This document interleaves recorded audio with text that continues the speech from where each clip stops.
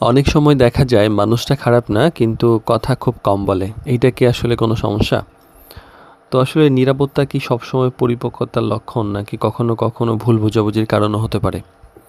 তো কম কথা বলা কিন্তু দোষের না, কিন্তু অনেক শান্ত, ভদ্র, দায়িত্বশীল মানুষ স্বভাবগতভাবে কিন্তু কথা কম বলেন। তবে প্রয়োজনীয় বিষয়গুলো নিয়ে যদি কথা না বলা হয়, নিজের অনুভূতি যদি প্রকাশ না করা হয়, তাহলে কিন্তু গুরুত্বপূর্ণ বিষয়ে যদি নীরব থাকা হয়, এই যে ভুল বোঝাবুঝিটা তৈরি হয় সেটা আসলে সমস্যা।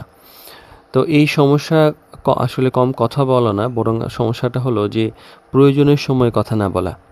তো ম্যারেজ বিডির বিবাহ বিষয়ক জটিল প্রশ্ন সত্তর সিরিজের আজকে ৪২তম পর্বে কথা বলবো যে কম কথা বলা ভুল বোঝাবুঝি কি বাড়ায় কিনা।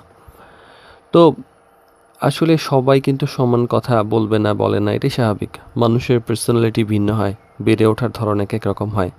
কেউ সহজে মনের কথা বলে, কেউ সময় নিয়ে তারপর খুলে বলে।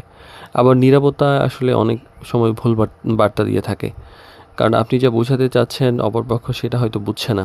আগ্রহ আছে কিন্তু প্রকাশ না করায় অপরপক্ষ ভাবছে যে আগ্রহ নেই।